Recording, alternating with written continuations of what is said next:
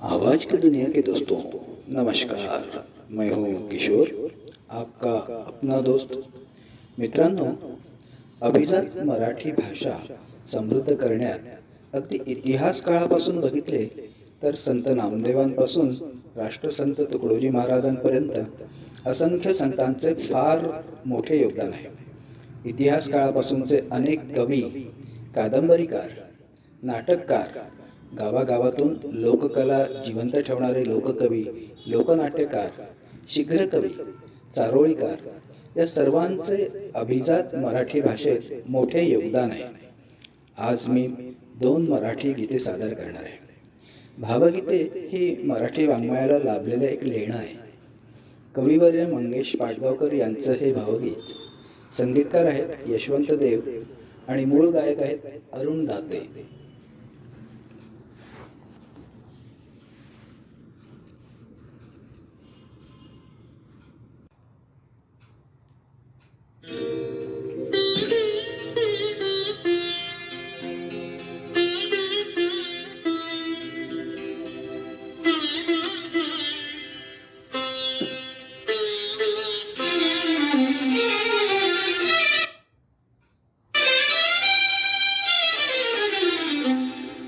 भेट तुझी माझी स्मरते, भेट तुझी माझी स्मरते, अजून त्या दिसाची धुंद वादळाची होती, रात्र पावसाची. भेट तुझी माझी स्मरते.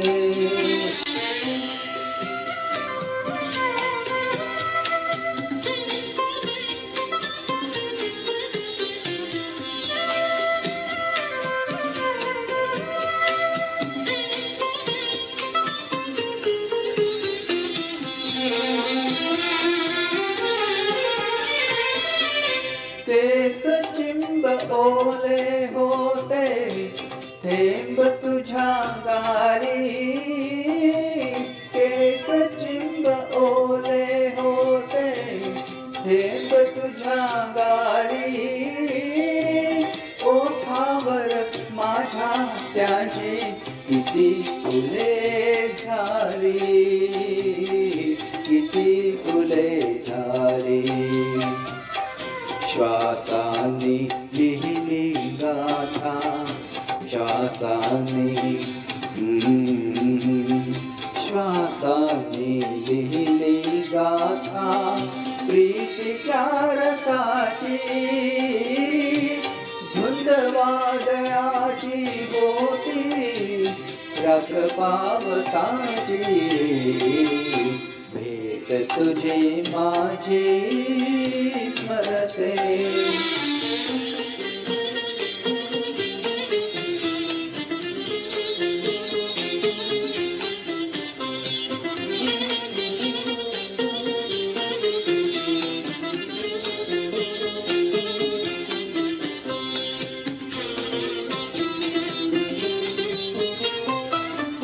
सुगंधीच हळव्या शपथा, सुगंधीच श्वास, सुगंधीच हळव्या शपथा, सुगंधीच श्वास.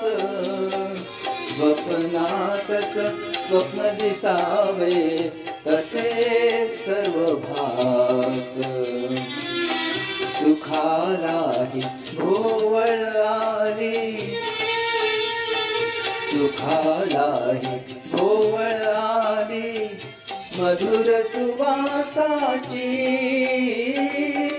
धुंद वादळाची होती, रात्र पावसाची. भेट तुझी माझी स्मरते, भेट तुझी माझी स्मरते, अजून त्या दिसाची. धुंद वादळाची होती, रात्र पावसाची. भेट तुझी माझी स्मरते.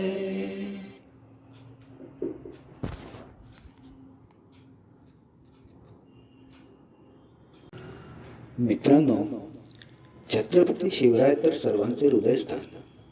राजांच्या जन्माच्या वेळी परिस्थिती फार भयंकर होती.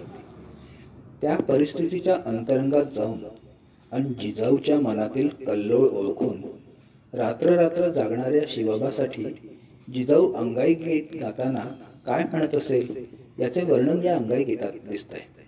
ही अंगाई लिहिली आहे कवी गोविंदाग्रज म्हणजेच ज्येष्ठ नाटककार राम गणेश गडकरी यांनी. संगीतबद्ध केली आहे हृदयनाथ मंगेशकर यांनी व मूळ गायिका आहे लता मंगेशकर. एकीकडे सिद्धी, दुसरीकडे अफजल खान. ओसाड झालेला मुलूक पाहून जिजाऊ खिन्न होत असे. शत्रूच्या वारंवार होणाऱ्या स्वारांनी सामान्य रयत त्रस्त झाली होती. अनपेक्षित आणि वारंवार हल्ले करून शत्रू आपली मंदिरे वाडे धुळीस मिळवत आया बहिणींना बेअब्रू करत. सामान्य जनतेला रक्षण करणारं स्वतःच राज्य म्हणजे स्वराज्य पाहिजे होतं. ह्याचा विचार जिजाऊंच्या मनात नेहमी यायचा. शिवबाला झोप न येण्याचे हेच कारण तर नसेल. इतिहास वाचताना व गडकिल्ले पाहताना महाराजांच्या दूरदृष्टीची कमाल आपल्याला दिसते. सैन्य रचना, गडकिल्ल्यांचे महाद्वार, त्यातून खाली जाणारे रस्ते, विविध कोठारे, पाण्याची सोय महाराजांनी स्वतःच्या कल्पकतेतून व दूरदृष्टीने साकारले होते. पुढे सागरी युद्ध सुद्धा होऊ शकतात हे ओळखून महाराजांनी स्वतःचे आरमार निर्माण केले.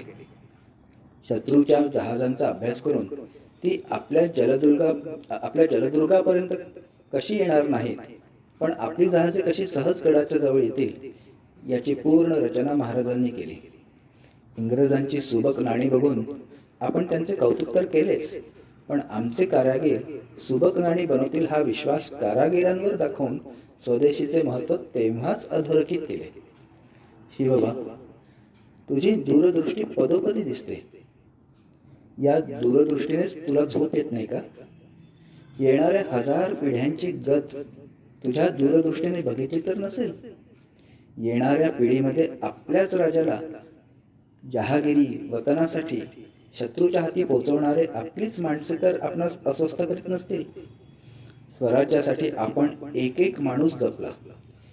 स्वकीय असो की परकीय, माणुसकी सोडणारे व स्वराज्याला धोका निर्माण करणारे यांच्यासाठी तू कर्दनकाळ होतास. पुढे आपल्याच बांधवांना जातीभेदाने आपल्याच स्वराज्या विरोधात लढण्यासाठी कसे भाग पाडले जाणार हे सर्व तुला दिसत तर नव्हते. दुसऱ्याचे तंत्रज्ञान आपलेच म्हणून मिरवणारे महाभाग तर तुला दिसत नव्हते. आणि म्हणून शिवबा, तुला रात्र रात्र झोप येत नव्हती. पण हे सर्व नंतर होणार होते. आधी तू रायरेश्वराला रक्ताचा अभिषेक घालून स्वराज्याची मोहीम चालवणार होतास. पण त्यासाठी तुला पहिले मोठे व्हावे लागणार. आणि म्हणून शिवबा, तू रात्री अपरात्रीच्या वेळेस अस्वस्थ होऊन जागा राहत होतास का?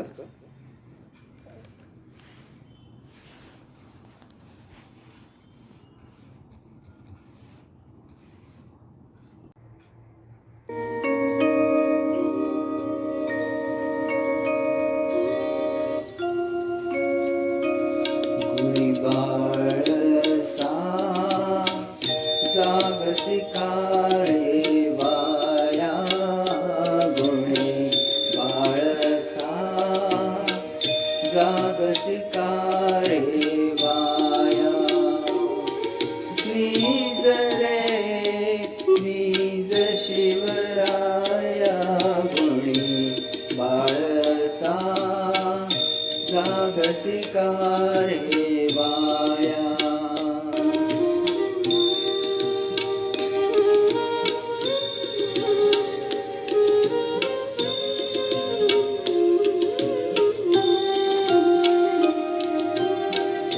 अपरात्रीचा प्रहर लोटला बाई,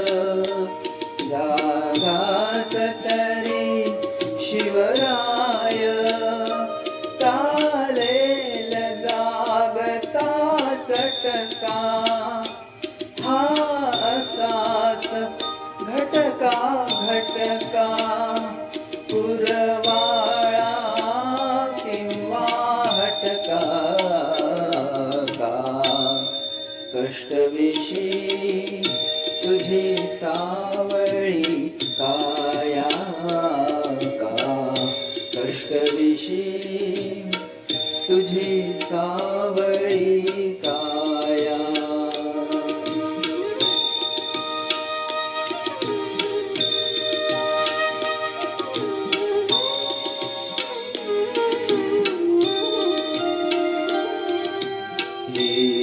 शांतनीचे 12 मावळ थेट, शिवनेरी जुन्नर पेठ, त्या निजल्याना तशाच घाटा खाली, कोकणच्या 14 तारी, ये भिववाया बागुल तो बघ बाळा, किती बाई काळा काळा, इकडे हे सिद्ध जमाल, तो तिकडे अफजुल खान, पलीकडे मुलख मैदान, हे आले रे तुझला बाळ धराया, हे आले रे तुझला बाळ धराया. नीज रे नीज शिवराया,